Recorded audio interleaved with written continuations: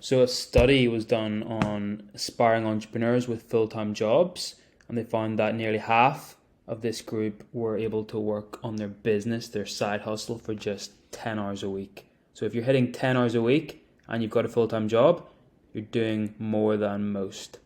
And understandably, it's very hard, very challenging, especially if you're a professional with a demanding job, demanding career job, and you're trying to balance that. You're trying to balance getting your online business up and running. I can tell you that that is hard. That is what I'm doing. I'm a full-time doctor and I'm trying to build an online brand as well. How can we make the most of this time? How can we tap into productivity hacks and deep work? How can we do deep work when we don't have 4 hours? Let's talk about that.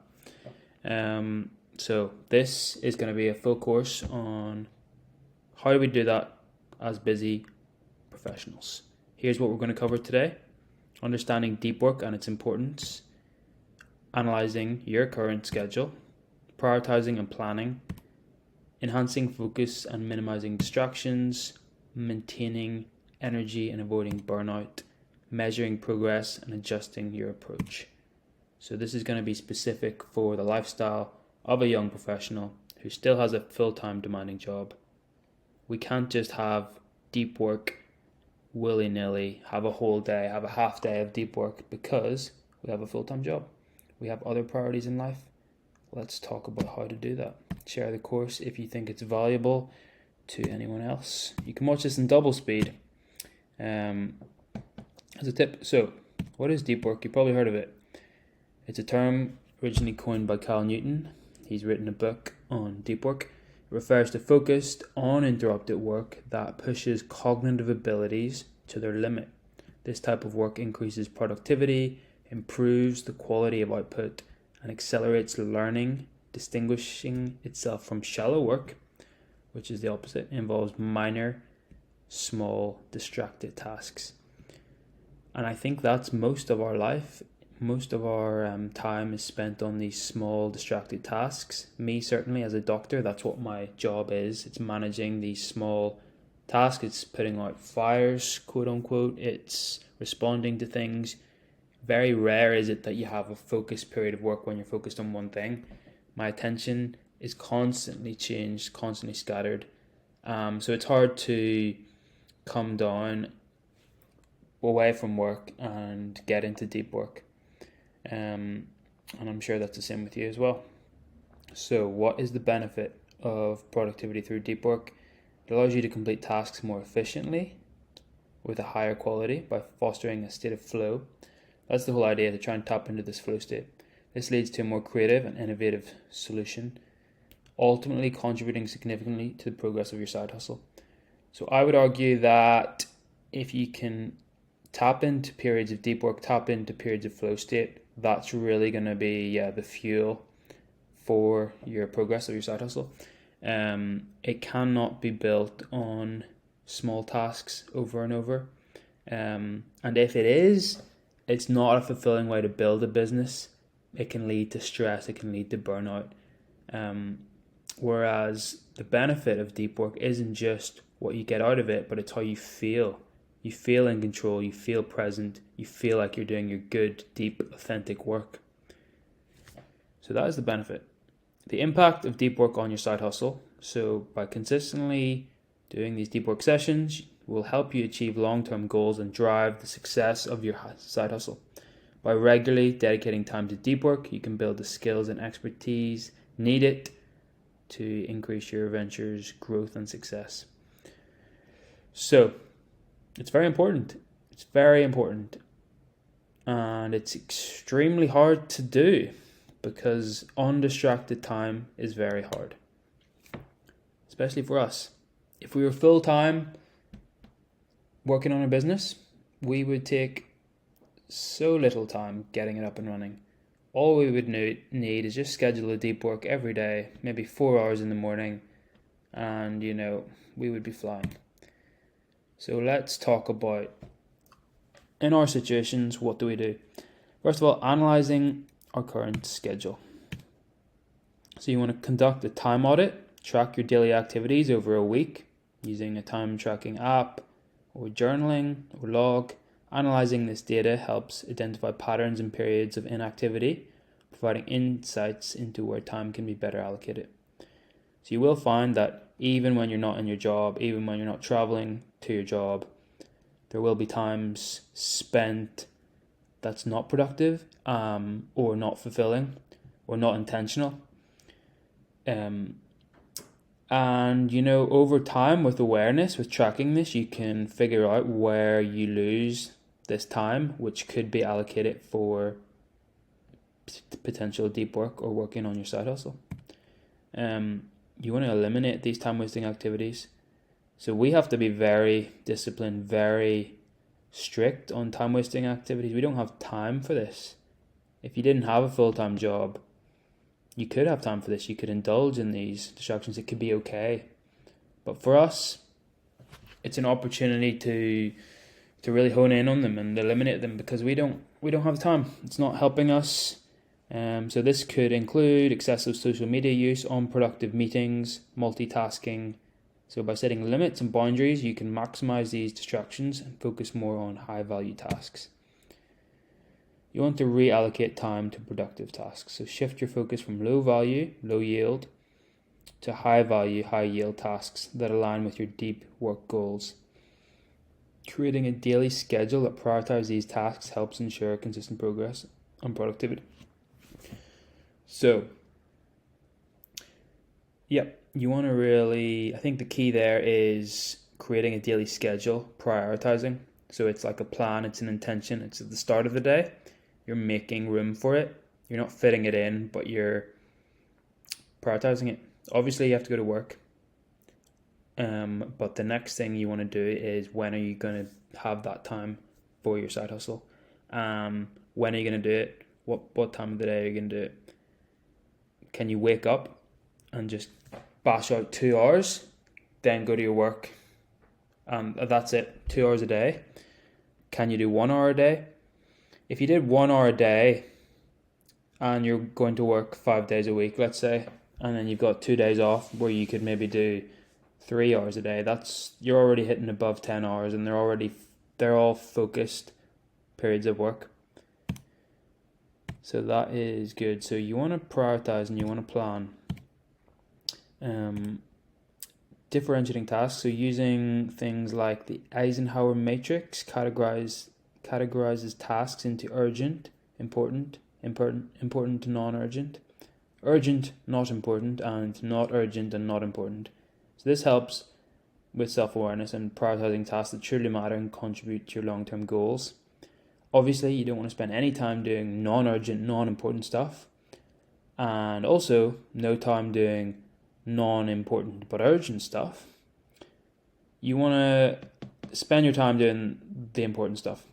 So obviously, you want to tackle the urgent stuff, and that's where you put your focus on, and also the non-urgent stuff. And if you can spend your time doing that, then you are nourishing the important things to you. What will help you in the long term. For example, working on your business may not be urgent. There may be no deadlines. And that's hard, because if you're constantly firefighting the urgent and important stuff, like deadlines for your job, other short-term stresses that you're focused on, you're never going to have that time for that deep work and that side hustle, which to me is non-urgent, but because there's no deadline, but very important.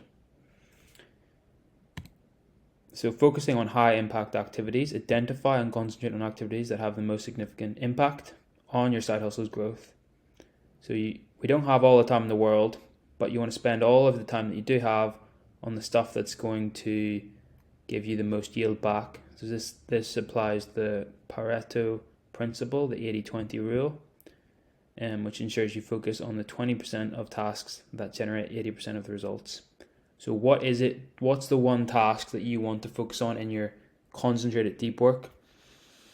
For me, I think the most important thing currently for me is content creation. So making videos, trying to give my specific value and trying to hone that skill. So if I was to have 2 hours in a day, which I'm trying to commit to, of just focused work, it will be on making a video. And of course there will be other smaller tasks that I have, but that doesn't need to be in my deep work. This can be done throughout the day, small tasks. But when I'm focused and present and deep, I want to focus on like the creative tasks, focus on one thing. So for me, it's content creation. You don't want to have loads of small tasks in your deep work, because that's when you're not focused. That's when you're distracted. That's when you're constantly doing these small things. So that's why it's very important to ask yourself, what's the one thing I can do that will be high yield and that I can focus on for a long time? Aligning daily tasks with goals. So create a daily task list that reflects your deep work objectives and align this with your long-term goals. You can use goal setting techniques like SMART goals. Ensure that tasks are clear, achievable, and purposeful and realistic. So you know this by now, but yeah, because we don't have deadlines on our online business or hustle, we have to make them ourselves. And yeah, using something like SMART goal can really motivate us and can get us into action. Okay, enhancing focus and minimizing distractions. So creating a distraction-free workspace is very important for getting you into this deep work. It's designing a workspace that is quiet, comfortable, free of clutter to enhance concentration. And you can also use some tools and apps that block distractions to help maintain focus during deep work sessions. But yeah, a deep work session should not be in a busy environment or with distractions. It should be a quiet place with just you versus your work, you versus your one thing that you're doing. You don't want to have loads of tabs up on your computer. You want to just have the one tab that you're working on. And yeah, when something comes up, when a distraction comes up, when a thought comes up while you're intent on your deep work, you don't follow it. You keep disciplined, you keep focused. And yes, there might be ideas that come up, but you can do them at a later date. Using noise cancelling headphones is a good tip. So this blocks out any background noise, improving your ability to focus. Ensuring readiness of materials. So you don't want to be getting up looking for something halfway through your deep work session. That's a distraction that's stopping you from getting into your flow state. You want to have everything there, and this can ensure you can work efficiently without breaks. Maintaining energy and avoiding burnout. This is very important in a busy professional's life. Our energy is pretty much spent on our jobs. How can we get a new sense of energy to fuel our hustle? Let's talk about this. So we want to prioritize the foundations where we get our energy from. We want to be very careful about this because, more than most, we need this. Any extra amount of energy, we need it. So we need to prioritize sleep, nutrition, and exercise. Adequate sleep, a balanced diet, regular exercise. They're all crucial for maintaining cognitive function and energy levels. Incorporating these healthy habits into your routine supports sustained productivity. So especially sleep, let's take sleep. You need to make sure you're sleeping enough, the same time every night if possible. Especially if you're doing your deep work in the morning, if that's the first thing you do in the day, say your 1 hour or your 2 hour deep work session in the morning, you need to be going to bed early and you need to be doing that consistently so you're not sleep deprived, so you can focus. Because deep work, it is a big mental drain. You need to have good energy, you need to have good sleep in order to focus for these periods of time. If you don't, you're going to find it very hard to get this good work done. So sleep's very important. Next thing, good nutrition, obviously, good exercise. We can talk about that more later. Implementing stress management techniques. Again, you don't want to feel stressed. You're not going to have good work then. So managing this is very important as well. Techniques like meditation, mindfulness, deep breathing will help manage stress and improve focus. Regularly practicing these techniques can enhance your overall well-being and long-term productivity. Okay, and then you want to be very aware of burnout. We're high risk of this. We are trying to take on a lot here. Never mind our demanding jobs, we're trying to do something else as well. So common signs of burnout obviously include fatigue, cynicism, poor work performance. Addressing burnout involves taking breaks, seeking support, reassessing goals to maintain a work-life balance.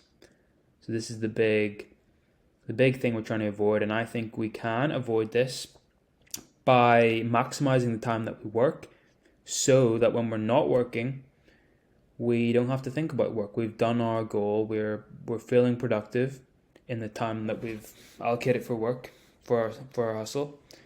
And then this will give us the time and the energy for breaks, for other stuff, for de-stressing, for chilling out. So measuring progress and adjusting your approach. You want to track your accomplishments, utilize tools and techniques like time logs, productivity apps and journals to track your progress, and analyze the data. This helps gauge your achievements and make informed adjustments. So how effective are you at doing your deep work? How productive are you? How do you feel during it? What could be improved? So this reflection process really hones in on small improvements over time. And as I said, reviewing and assessing the progress. You can have check-ins with yourself, and honest self-assessments ensure that you're on track. You can learn and make necessary changes. You can identify what work is important to do in your deep work time. You can't do everything. What is going to be the high yield activities? Celebrate small wins. So acknowledge and celebrate small victories to stay motivated and boost morale. Recognizing progress, no matter how small, enhances motivation and sustains long-term commitment.